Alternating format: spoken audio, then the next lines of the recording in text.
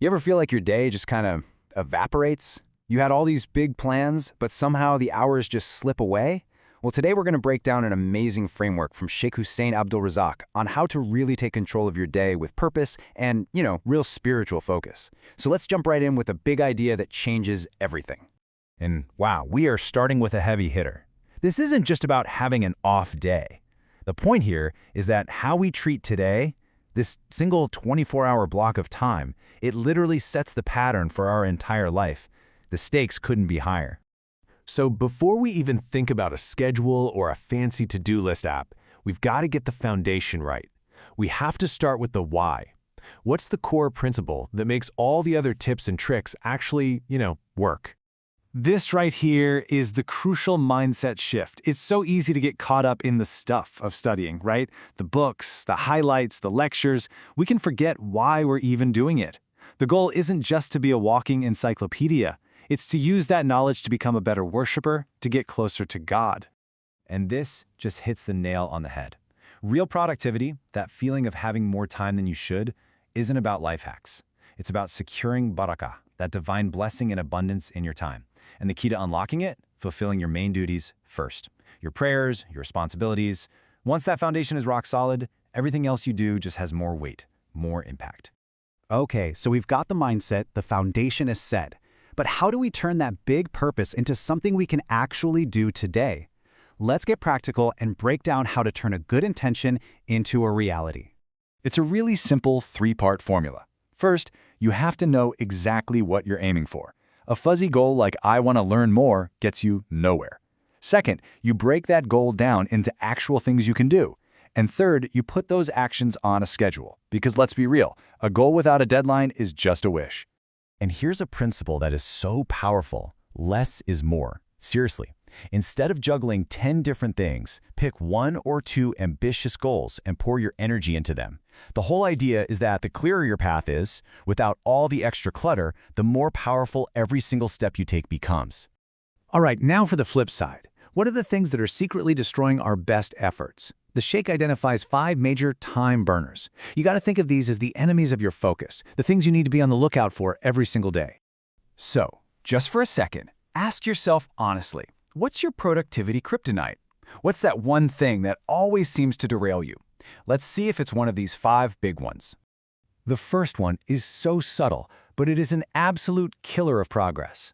It's basically doing things for show. When you're more worried about what people will think of your work than the actual quality of the work itself, you're not just wasting time, you're chipping away at your own sincerity. Oh man, this is the trap of the modern world, isn't it?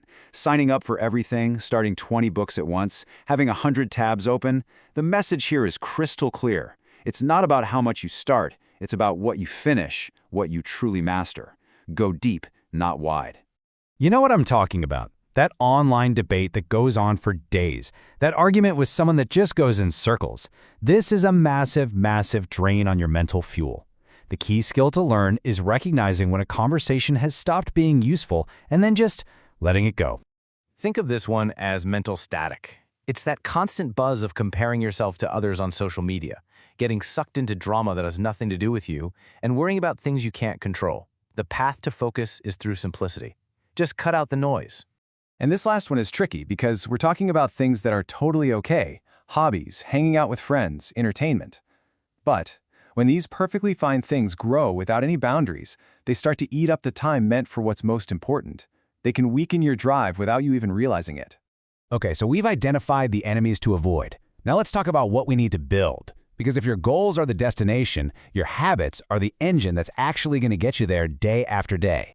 And this, right here, is the golden rule. It's not about that one time you studied for 10 hours straight. It's about the 30 minutes you put in every single day. A small, consistent effort is way more powerful than a huge effort that you only do once in a while. I love this because it's such a complete system. Managing your habits isn't just about starting new good ones. It's a 4-part job. You have to actively work on getting rid of the bad ones, acquiring the new ones you want, protecting the good ones you already have, and always looking for ways to get better at them. It's the whole package. All right, let's get down to brass tacks. We've got the big ideas. We know the traps to avoid. What does this actually look like when you wake up in the morning? What's the game plan?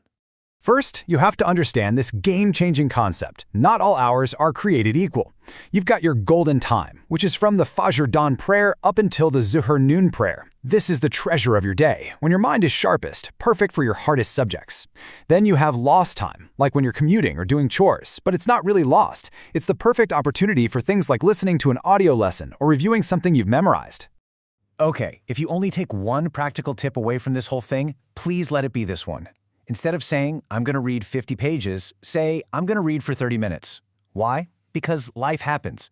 Some days, those 50 pages will take forever, but you can always control putting in 30 minutes. This builds the habit and kills the frustration. And here is exactly how to start that golden time. Not by grabbing your phone, but with this simple, powerful routine just 10 minutes before the dawn prayer. You perform wudu, which is the ritual washing.